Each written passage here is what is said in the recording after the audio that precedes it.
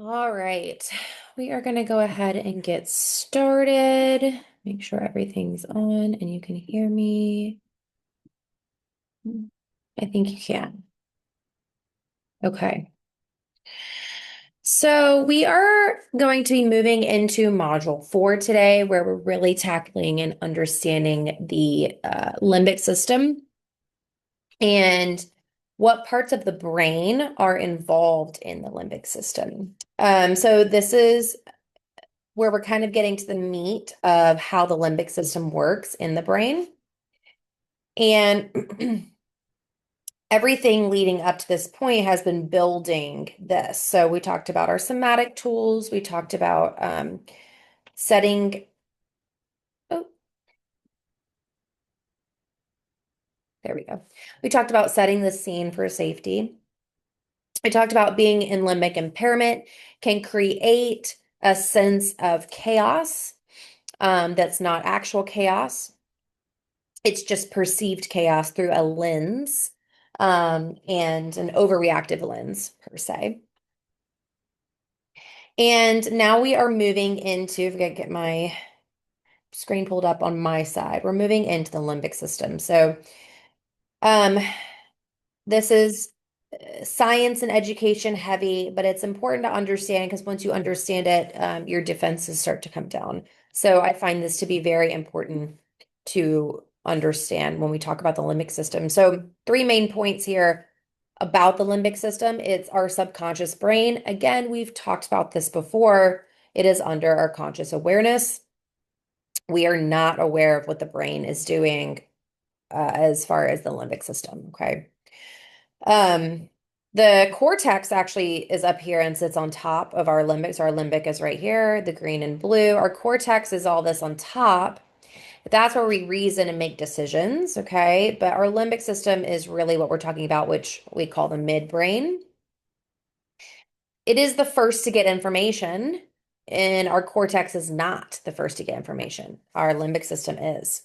It receives data and it subconsciously makes decisions before we know what's happening. So, the limbic system is our feeling and reacting brain. It's in charge of storing memories, regulating hormones, regulating emotional responses, motor functions. The way we actually move our body is regulated by the limbic system. It's also in charge of our threat response. It's your fear meter. Okay, so it's always scanning internal and external environment. We talked about that with neuroception. This is the part of the brain that is in charge of neuroception. When it detects a threat, it then mobilizes and defends, right? So fight or flight. If you are in fight or flight all the time, your limbic system is overreactive. The alerts are going to happen so fast, you are not aware of them. And the limbic system really just initiates the physical sensation of anxiety, and then we react from that sensation, okay? So think of a yellow jacket flying around the room. What's the first thing you're going to do? Well, swat your hand, right? Some people smack it or like do this to get it out of their face. Some people run. Some people smack it. Okay. Some people scream and freeze. Some people are more reactive to others because of experiences, or maybe they're allergic, or something along those lines. But when this happens, we're not telling our deltoid muscles to flex, which pulls our arm up, right? And gives us the ability to swat at that yellow jacket. We're not commanding our hand to swing back and forth. Again, we're reacting. So before we even know, we detect a visual cue, our limbic system detects what that is and initiates action instantly. It could be a yellow dandelion leaf flying in the air, but if our brain interprets it as a yellow jacket, it's going to react in that way. A lot of people will say to me, no, my anxiety starts in my mind, right? It starts in my thoughts. And while the mind plays a really big part in keeping your anxiety active, our subconscious is truly where we always go back to, because it's the one, we go back to the body, it's the one that we don't understand what's happening under the surface. We can consciously be aware of our thoughts. We're not consciously aware of these reactions. And so that's why we learn somatic skills first, so that we can start to control these subconscious reactions. Our limbic system creates emotions that evoke motions, that motivate us to act in response to the meaning we assign to whatever is happening to us in that moment. Dan Siegel said this quote. He's like one of the fathers of trauma, child trauma, just all around neuroscience. And he described the limbic system's main question as, is this good or is this bad? So kind of like a child who thinks in black or white. So it's detecting good, bad, danger, safe, right? And then he states that our limbic system creates these emotions, and these emotions then evoke the motions that we do that then respond. Our cortex, remember, our thinking brain, will then come in later, and attaches meaning to that experience, okay? Was it good? Was it bad? Was it life-threatening? Was it causing me harm? But at first, we don't necessarily know that, okay? Children do not know snakes are bad until they are told that they are, or they experience something harmful with them, right? Why are some children afraid of dogs and some are not? An experience they had that their limbic system then created a pattern to say bad danger. Doesn't mean it necessarily is. That was their experience, okay? Our limbic systems are very much like children, and the beautiful part about this is that they are trainable. So, what is the limbic system? Well, it's these five, and there's a little bit more to this, but these are the five structures we're going to focus on, okay? Hippocampus, amygdala, cingulate gyrus, hypothalamus, and basal ganglia. All five of these structures work together to regulate our emotional experiences. They regulate our memories, our motor functions, our stress response, our motivation. And each of these different structures play a role in how we respond to different experiences. Okay. So I really want to dive in and look at each of these and explain what each of them do so that we can put them together and understand, why do I have the response that I have when I have a certain threat that pops up, or a perceived threat. Okay. One important thing to know is that each of these structures communicate through neurotransmitters and neural pathways. So, one of these is called glutamate. This is the chain here for glutamate. So if you've been put on GABA from our clinic, this is why. We are using GABA to catch glutamate and bring it back down. Glutamate is our excitatory neuron. It gets us excited neurochemically. Okay, so anxiety, fear, that feeling of panic. The fear centers will get excited and glutamate increases. So we try to decrease it with supplementation. We can also decrease it with limbic work. So glutamate drives the communication, learning, and plasticity across the brain. So when one area sends that glutamate signal, it tells the next structure to fire. Okay. Basically, we're just passing information from one structure to the next. When that happens, we form patterns. So our brain all of a sudden has a pattern. The brain learns in patterns. Okay. People learn in patterns. Children learn in patterns. We form these associations. This is all subconscious, though. So the glutamate gets passed from, let's say, the amygdala to the hippocampus. Okay. It forms an association there, a pathway. When we do this over and over again, we strengthen that pathway, we form a circuit. And this is the basis of memory and learning here. So it's important to understand, how does the brain communicate with each other through these neurotransmitters. It's not all glutamate, but glutamate is our anxiety transmitter. We also have GABA, we've got dopamine, we've got a couple of different ones there that work as well. But there's certain structures that just use glutamate, and those are the first three that we're going to talk about here. So amygdala. This is a small, tiny, almond-shaped part of the limbic system. It's crazy. There's actually two of them, one on each side.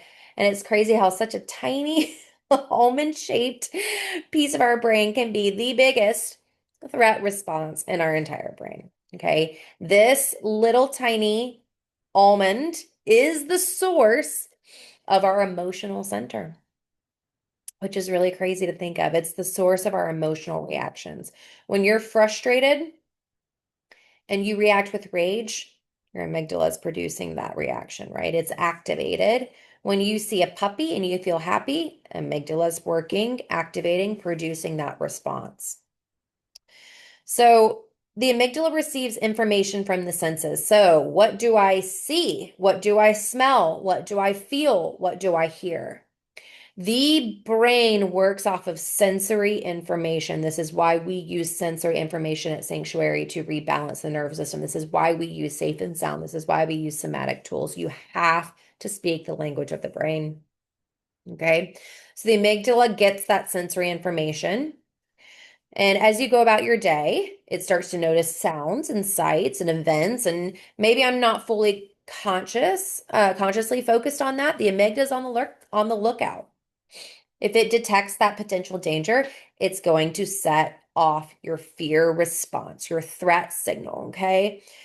The amygdala is highly connected to the nose. So smelling lavender, we talked about this, I think, in last class or the class before, but smelling lavender and smelling something calming is directly connected to that amygdala. So that's why it's really important to use the olfactory or your nose, those senses, to then talk to your fear center. Okay. This is one of your fastest acting reactions here. It goes straight to um, threat, sensory threat, straight to the limbic brain, and then straight to setting off reactions in the body. Another really important thing to remember is that the amygdala forms and recalls emotional memories. Okay. It's responsible for attaching emotions to memories. So, snake, bad, scary, panic, right? I saw a snake that one time. It was scary. So now I am scared of the snake. Um, and it's going to work with the next structure we're going to talk about with memories. Our amygdala is going to process things quicker than your cortex does. Most of our limbic system does, except for one. But your amygdala is one of those ones that is rapid fire reaction, rapid fire detection. Okay. So think of when you hear amygdala, think of like your fear response. It's when amygdala is activated, you are in fight or flight and you are alert. Hippocampus. I always I heard something one time that like think of hippopotamuses sitting in a college campus and they're learning. So your hippocampus is your memory center. And that's how I remember what the hippocampus does. So when you hear hippocampus, you want you to think memory center. This is the part of the brain that stores episodic memories. What are episodic memories? It's very simple. It's just personal experience. Okay. So any memory we have that's tied to personal experience is going to be an episodic memory. So our hippocampus is the one that's storing those memories. Okay. It's so great at remembering past threats, past traumatic events, so that we can protect ourselves in the future. So again, think about that snake. Something happens with that snake, it's considered bad, and the hippocampus stores that memory for future use. So when I see something that resembles a snake, I'm going to remember, oh, that's bad. Stay away from it. Okay. So our amygdala, fear, fear, fear. And then it goes to the hippocampus. Hey, do we have any stored memories here that we can pull up to know what's going on? Okay. And then it'll go, yes, yes, we do. We experienced something like this before. You need to be on alert. All right. So those are how those two are related. We then move over to the cingulate gyrus. This is helps you orient yourself in space. Okay. It's also involved in pain perception. It also controls involuntary actions, heart rate, blood pressure, breathing, digestion, pupil dilation, sweating, bladder control, okay? So, this think of when you feel pain on your body, a sensation of pain, this is the part of your brain that's activated. And what this part of your brain does is it feels pain, but then it also is involved in the emotional aspect of pain. So, how bad was that pain? I'm going to rate it. Okay. How distressing was that sensation? So then your hippocampus can go, whoa, we're not doing that again. I'm going to store that memory. That was really distressing. That was a lot of suffering. And we're going to store that for future use. The cool thing about this brain structure, it's also in charge of our compassion. Okay. Our compassion center. So this limbic system is, yes, it's a survival system, but it's also got the cingulate gyrus is one of those ones that has higher learning here, like your cortex. So we've also got compassion that comes into play with this part of our brain. Another really important one about this one, this part of your brain is in charge of visuospatial orientation. So where am I in my environment? Okay. So when this loop, this amygdala, hippocampus, cingulate gyrus, when this loop is functioning well, you feel oriented in your environment. Okay. I know where I am. I know where my limbs are, right? I can close my eyes and touch my nose. Okay. I feel oriented in space and time here. When they're dysregulated, then you are going to have disorientation, out of body sensations, difficulty navigating familiar spaces. You're going to have impaired attention, difficulty focusing on targets visually, okay? Feeling lost emotionally and physically. So, when it's working well, we feel good. We're grounded. When you don't feel grounded, this could be overreactive here and caught in that limbic circuit. So let's kind of just go over these three and how they work together. Okay. And we're going to use the snake story throughout this because this is the easiest one to kind of use and understand how all of these structures function together. So the first thing you have is you see a long curved shape on the ground. Okay. So we start with a sense. I see a long curved shape on the ground and it is wiggling. Okay. So your eyes will send that visual signal through your sensory center, and then it's going to go directly to the amygdala. Okay. It can go a slower path, but if you are already have limbic dysregulation, it's going to go straight to your limbic system. Okay. So it goes to the amygdala. Amygdala fires instantly. Before you consciously know, your amygdala goes, that long curved wiggling shape could be a snake. So I'm going to go ahead and start to create a rapid emotional response. So I'm going to create fear and I'm going to create a distressing feeling because I want you to get away from that snake. Okay. And at the same time, milliseconds later, the hippocampus analyzes it and uses that same image and goes through memories and goes, whew, where am I? Is this a hiking trail? I've seen sticks before. This is usually where snakes are. Um, and this is where your hippocampus will either stop your amygdala or keep it going. So it may say, that looks like a stick, slow down. And then you go, whew, okay. But if you've got past experiences that the hippocampus has and memories of snakes, it may be like, oh, snake, snake, snake, snake, and jump that up, okay?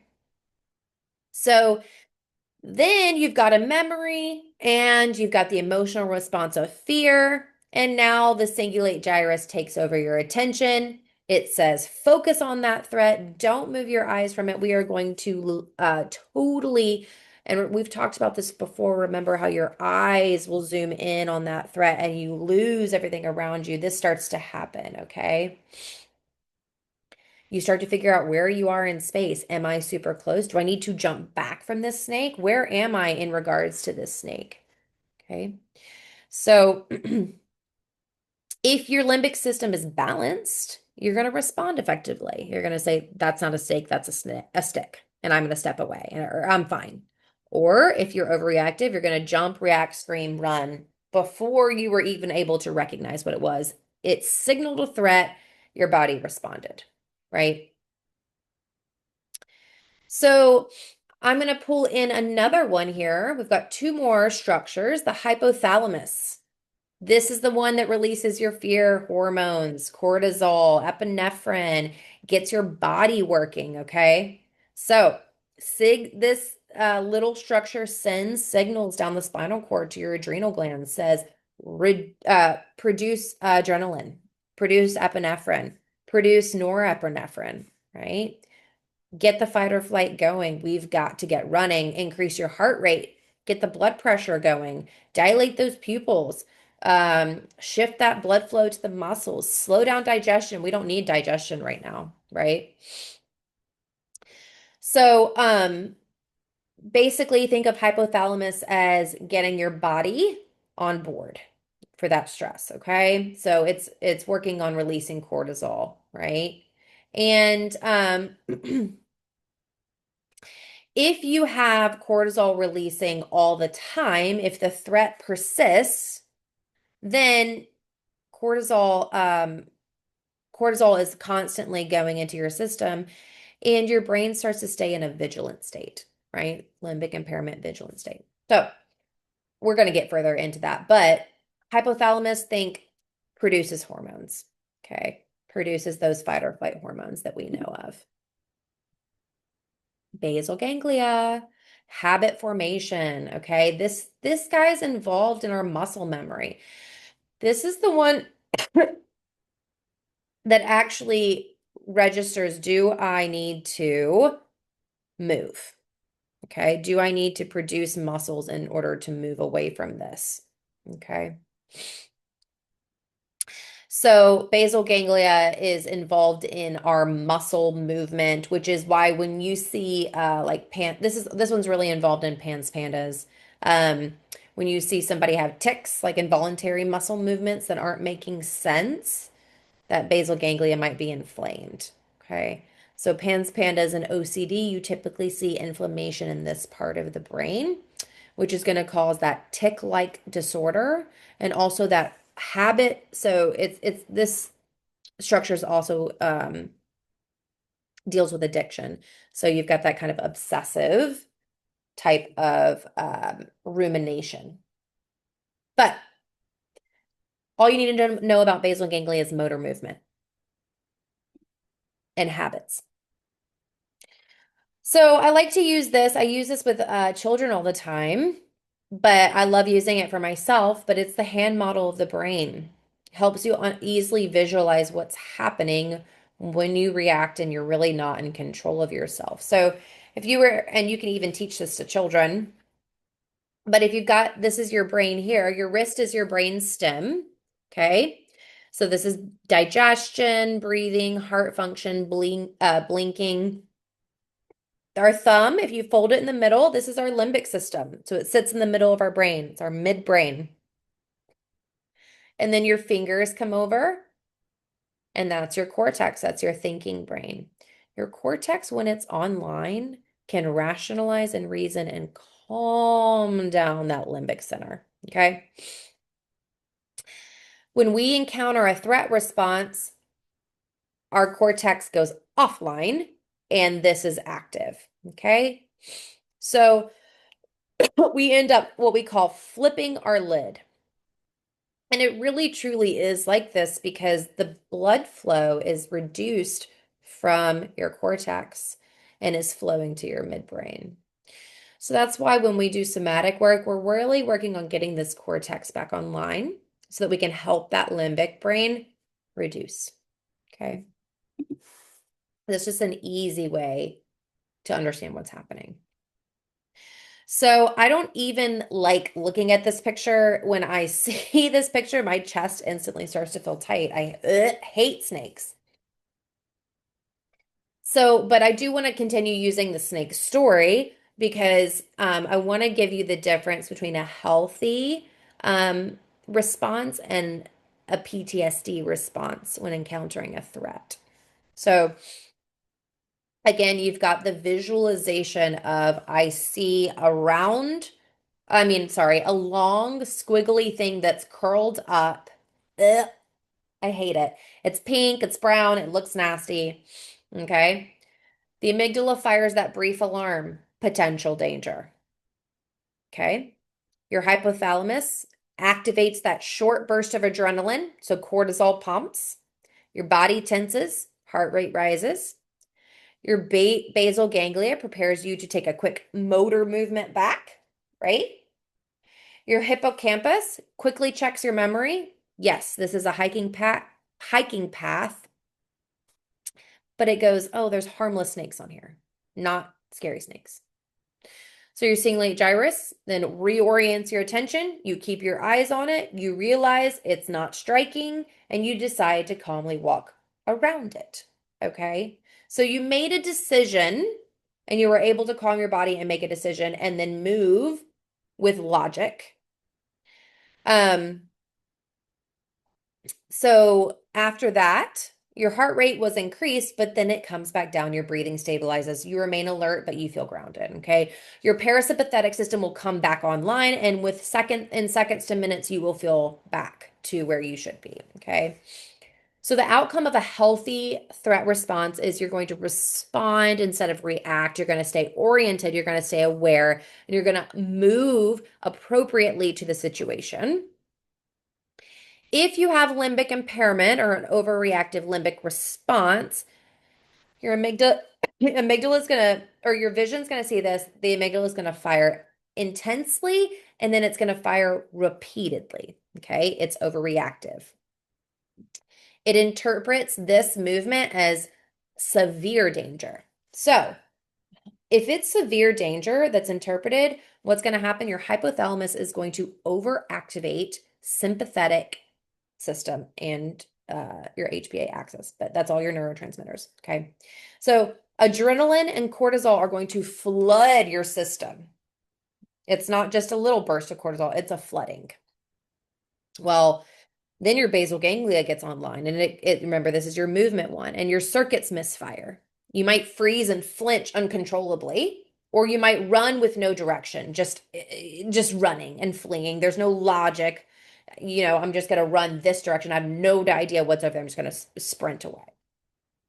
Your hippocampus, memory center, it cannot contextualize accurately due to the stress hormones. It can't recall memories. Okay. When you have too much cortisol happening, your hippocampus loses its ability to recall memories. Therefore, it no longer can distinguish between a stick and a snake. Don't know. Can't figure it out. We're running. Okay. Simulate gyrus. Attention locks on to that threat. Tunnel vision happens and body awareness fades. Rapid heart rate, shaky limbs, shallow breathing. You're going to have that disconnection out of body. The problem with this type of threat response is your cortisol can remain elevated for hours afterwards. And then and then you're going to have a delayed parasympathetic response, right? So anxiety lasts a lot longer, even when the threat is over, which is essentially what limbic impairment is, right? So let's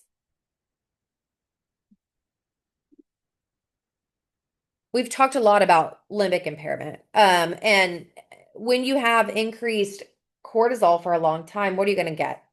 Fatigue, um, chronic pain, fibromyalgia, tension in your body, brain fog, poor concentration, memory issues, insomnia, unrefreshing sleep, tinnitus in the ears, dizziness, feeling off balance, sensitivity to light, tingling, numbness. The list goes on, and we have talked about this prior, but this is the overactive threat system here that is in play. And I wanted to kind of talk about this in response to mold because a lot of people and a lot of patients here have mold toxicity. So what happens in mold toxicity that creates this PTSD response? It's the same, it's the same loop, but it looks and sounds a little bit different, okay? So a normal response to mold exposure, your olfactory senses are going to detect with their receptors that there is a mold or a mycotoxin. So it may be like a musty smell in wherever you're walking into. Could even be you walk into a room and you see something that resembles mold, right? Or you see some green specks on the wall or some black specks on the wall. So one of those sensory signals happens. It then shoots to the amygdala. Okay, if when in a healthy response, your amygdala is going to say, well, this is unpleasant. And it's not life-threatening, but it's not a super safe situation to be in.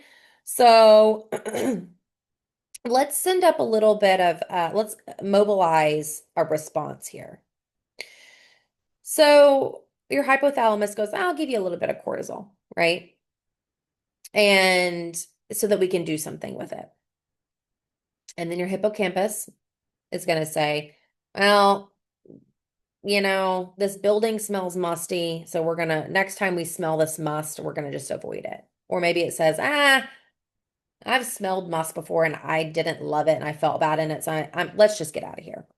So your cingulate gyrus directs tension towards the problem solving. How can I fix it? And then the basal ganglia goes, well, we can move. We can leave the building, right?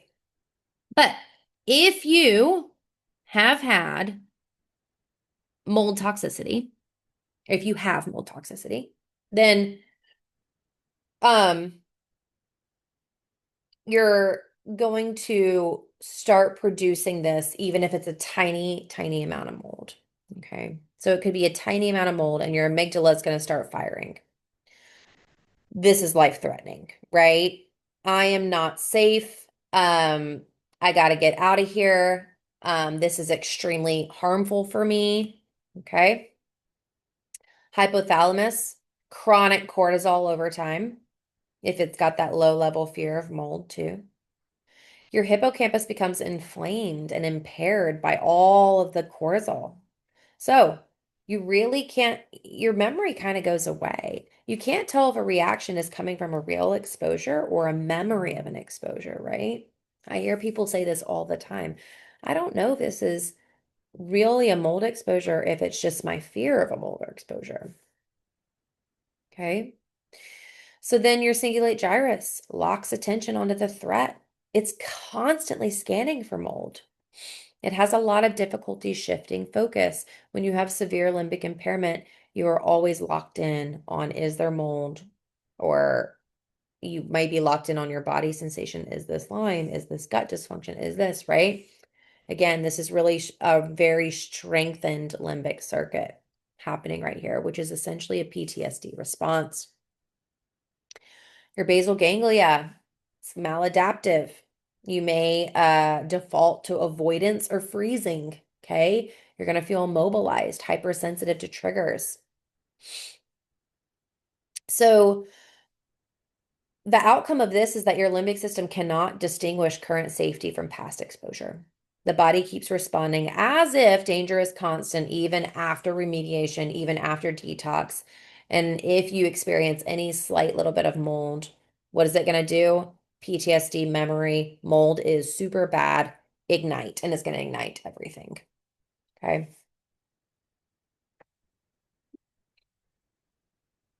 So with chronic illness, our brain registers trauma as trauma, whether that trauma has happened externally through an experience that we've had outside or with other people, or internally by a biotoxin or an illness, the brain still reacts in the same manner.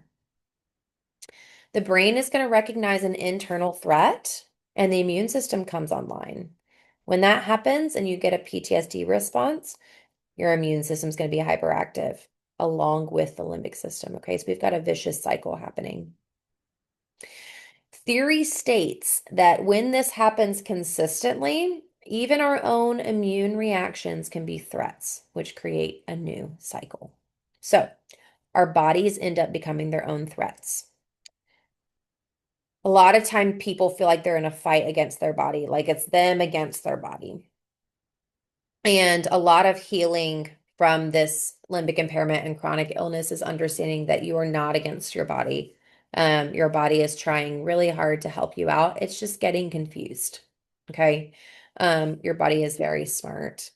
Um, it's it's always working to try and restore homeostasis. How do we get back to balance? And so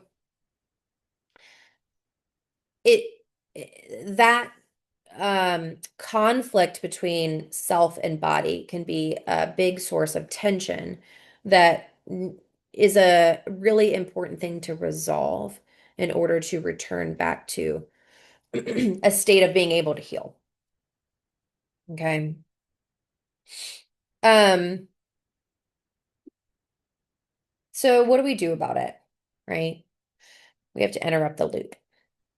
And at this point, it does not it truly doesn't even matter if it's coming from our own body or if it's coming from external. Interrupting the loop is wherever the loop started is important to just interrupt it when you notice that it's happening. So when you pause, which is what you want to do, you want to pause in the middle of a threat response. You're going to intercept an automatic threat loop, right? So pausing yourself interrupts that bottom up and top down cycle long enough for that cortex to come back online. That's what we're aiming for right here. In the middle of a threat, we want the cortex to have time to go, calm down. Okay. So that your body and brain goes, oh, wait, I'm safe right now. I'm actually okay. I just think I'm not, right? This is called state interruption. The nervous system, this is the nervous system's, when we talk about vagal braking, this is kind of what we're doing. Okay. We're pulling in perception when we pause. We're pulling online that cortex. Perception is different than neuroception because perception, we are aware of it. So when your amygdala starts to detect a smell, a sound, a sensation, and fire danger signals, this is when you pause. So how do I know when to pause? The second you start to realize you have an emotion of panic or fear or anxiety. Okay. Because remember that amygdala is going to start throwing out those emotions. So we're not trying to suppress these emotions. We're just trying to pause, take a breath, and stop that cycle. Okay. Doing this consistently over time is going to teach that subconscious loop that there's a different pathway. So when you, well, we've talked about this before, and I think it was the first class, taking a hike in the forest and using the path that is laid down, the trail, because it looks safe. People have walked it before, right? People have people have walked it, so that probably means that it's going to go somewhere and then I'm going to be safe on it, instead of using that overgrown path. But if we start making a trail in the overgrown path, now the brain has somewhere else to go instead of just fight or flight. Oh, I can pause and I can also do this, right? So that's what our pause is. We pause and then we bring on our somatic tools that we've worked on. So when you layer body clues or cues, I'm sorry, the cingulate gyrus and the cortex begin to override the amygdala now. So all of a sudden, your higher functioning brain parts are the ones in charge. And they're teaching your fear centers, hey, it's fine, it's fine, it's fine. Nothing's dangerous right here. Okay? It's safe. Even if you've memorized that it's a threat, it's not. It's not. That's what it's telling those fear centers. So, um, somatic inputs and what brain regions they influence. I like learning about this stuff because makes you more aware as to what actually is happening. So breath work. So when you do your breath work, and we've worked on this before, inhale and then a slow exhale. What does that work on? Well, it works on our hypothalamus. Remember, our hypothalamus is sending up that cortisol. We want it to stop doing that. We don't want our system flooded with cortisol. It also works on that brainstem vagal nuclei. So remember that vagus nerve. Breath work activates our parasympathetic tone. It lowers our heart rate. Okay. So pause, breath work. That's an option. We're layering on an interruption and a grounding technique. Okay. Or actually a vagal stimulation. The next one's going to be grounding. Grounding through your feet. So standing on the earth, feeling what the earth feels like on your toes. This influences the cingulate gyrus. What is the cingulate gyrus in charge of? One of those things is that visual spatial orientation, right? So it's going to reconnect that spatial orientation. I'm on the ground. This is where I'm at, right? I am okay. Gentle touch or pressure. So this is also cingulate gyrus.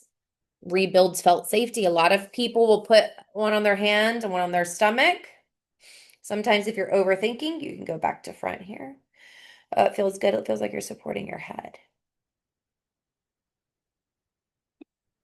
Eye gaze or soft focus. We work on those eye gazing, and all those eye techniques that we did. This is another vagal break technique. Remember that vagus nerve that comes through our cranial nerves up here on the face? We're turning on that vagus nerve, signaling safety. Sighing, like that. Humming or a gentle sound, another vagal break, and ventral vagal engagement. So you want to pick a couple of these.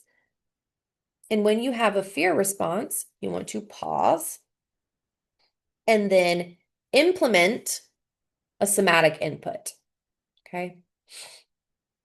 And whichever one you feel like is really helpful. And some are some are more helpful in certain situations than others. So if you are in a if your body thinks you are in a severe threat response, pausing itself can be hard. So sometimes you have to make yourself pause. What does that look like? Ice pack to the chest, ice pack behind the ear, where the vagus nerve is. Even just holding a thing of ice can help. Popping in sour candy. Okay. So what does that do? It forces a pause. It forces your brain to go, oh, there's a different threat happening right now. Some people, well, I don't have a rubber band on me, pop a rubber band on their wrist and create a little bit of pain. Changing scenery, walking outside, taking a drink of cold water, something to force a pause and create an interruption of that fear loop that's happening. So sometimes I will just even say to myself, stop. And a lot of limbic programs will say, okay, tell yourself to stop, clap your hands, something to force an interruption there. If you cannot do it with a gentle reminder, then you do have to sometimes go to those more aggressive techniques. There's also one called a heel drop where you stand on your tippy toes and then you let your heels drop. It jars your back and your shoulders and forces your body to stop. Okay. If you are in an intense threat response and you've interrupted it, but you are very dysregulated, you can lay on your back, feet up the wall. Okay. Um, or you can do some more of those heel drops and get yourself regulated through some more aggressive techniques. Otherwise, you can do some of this breath work, grounding, gentle touch, eye gazing, those eye techniques, right? Smelling certain things, sighing, humming, or gentle sounds, going for a walk outside. And make adding those on to each other. So creating like a little list of things to do so that instead of letting having that fear center overwhelm you, you are overwhelming that fear center.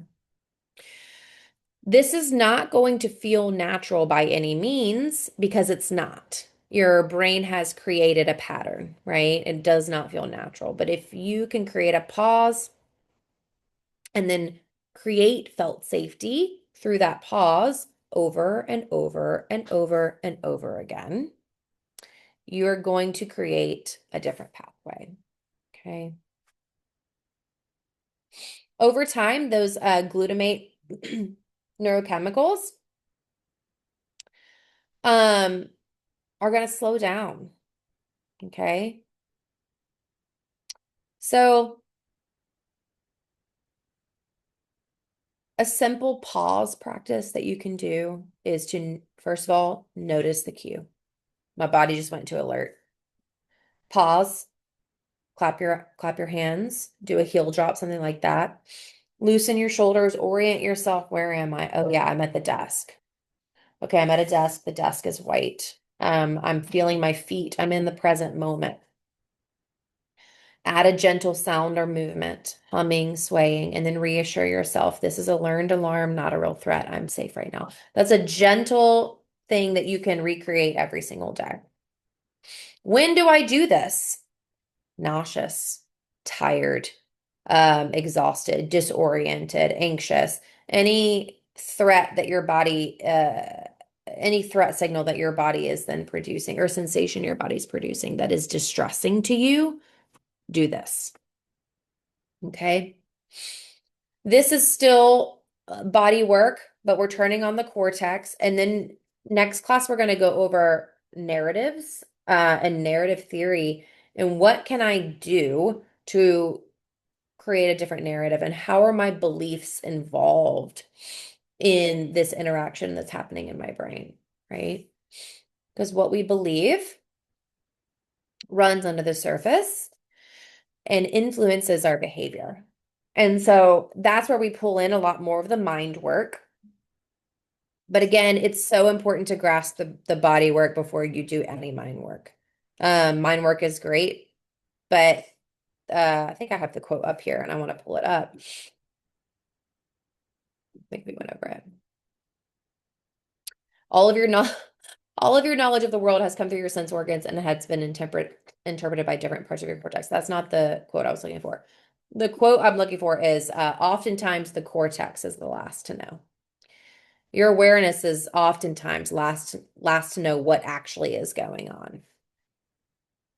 So all that means is that all of these things are rapidly happening under the surface before you even realize it. So what can we do to reverse that?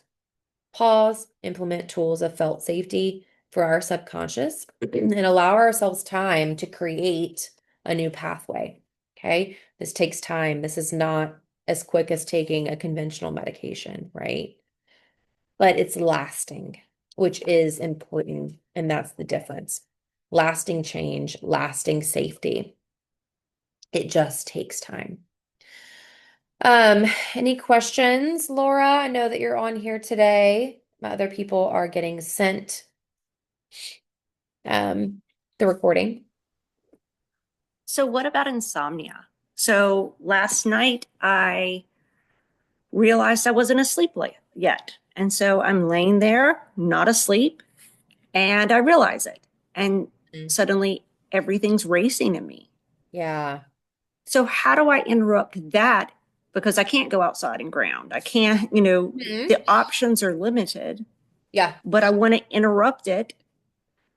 Yep. Occasionally, there's a lie to it. Like, I realize, hold on, you just woke up. Mm-hmm. So you were asleep, Mm-hmm. but I try not to look at the clock because it can cause the spiraling to be worse. Yep. But like if it's late enough, it's like, well, where do you think you've been? You were asleep. Right. Right. You can't ground outside, but what you can do is recognize I'm awake, but my limbic system just went to being awake is bad at night, right? Mm-hmm. So it instantly created a meaning and judgment off of that. And because of past experiences and things like that. But Hmm. pause and this it would be great to pause before you attach meaning to it if you can't pause yourself there and ground yourself to your bed. So feel every single part of your body that's on your bed. And then Hmm. I want you to start at the top of your head and go down. Oh, my head is sitting on the pillow. Feels like, okay, I can feel the pillowcase touching the back of my head. I can feel those. Oh, I can feel my neck's actually not touching it. Oh, I'm going to have it touch it. Right. And so go down or reorienting yourself to where you are in the bed and allowing some big diaphragmatic breathing to occur. So chest and stomach at the same time. In, Hmm. out. Reminding yourself being awake at night is not bad. It just is.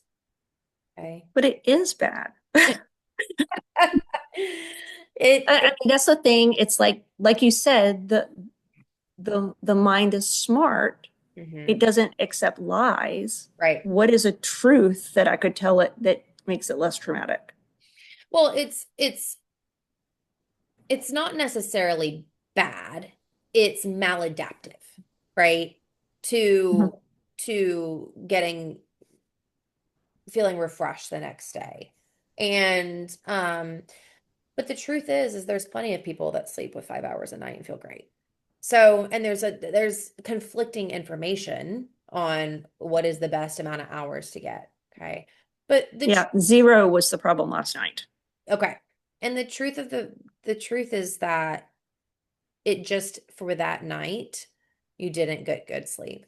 And that is you can't go into the future and you can't go into the past. And that's the problem. Is you have to stay in the present. Oh, right now I'm not getting good sleep. Okay. And I'm not going to say why or what's wrong or why am I doing this or what's going to happen tomorrow. I'm going to be tired. I'm not getting good sleep. I'm not going to force myself to sleep. I'm just going to write it out. Hmm. It's really hard to do. Yes, the brain does know, okay, this is not helpful for me because I would like to sleep and be tired. But even CBT for sleep is allowing yourself to just kind of be awake. Because when you do that, your brain's not like, oh, we're allowed to be awake. Oh, well, now we want to sleep because we we're being allowed to do this. Because when we resist it and be like, oh, sleep, that's a threat to the brain. Hmm. So CBT for sleep would even say, get up and go walk around the kitchen for a while. Take your mind off Yeah, it. And I, then I did that, the whole circadian rhythm retraining thing. mhm, Um, I did not go back to sleep, but it was like once lights were on and all of that, it was like I was exhausted. I could, yeah. like, I tried reading, stuff like that, but I was exhausted. And instead of even like resting my body but not sleeping, Hmm. it ended up feeling worse. Right. In the middle of the night or then in during the day. Um, the next day it felt much worse, but even in that moment, it was just like resting in bed at least was something.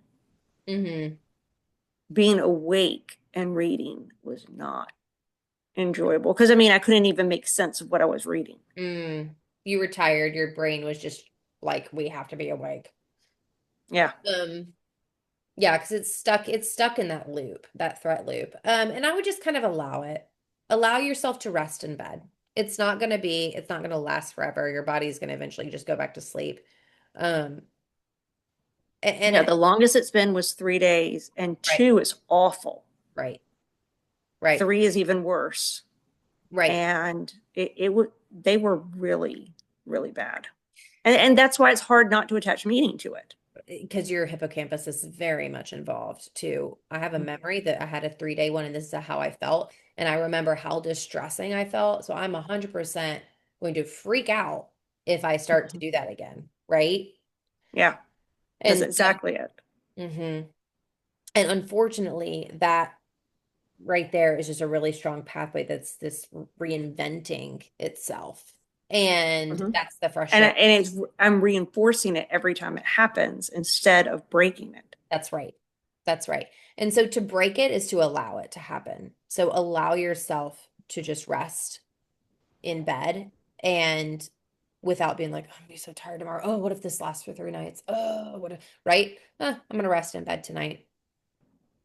And then tell yourself like, oh, it's healthy to rest rather than get up and read and lay down Okay. and see what happens with that. See if you start to fade and Hmm. relax. See what happens to your muscles when you allow yourself. Remember, allowance is always better than resistance. Hmm. So even if it's maladaptive allowing right now, I would still recommend it. Okay. Like, obviously, being awake is not the best. But, Really not. but what's worse, creating that pathway that, you know, causes it to happen over and over again. Hmm. That's worse. So the better option is just to allow your body to do what it's doing, and then it learns, oh, okay, we can sleep. That would be delightful. Yes, yes, I know. I know. Um, any other questions you can think of? I'm thinking. Okay.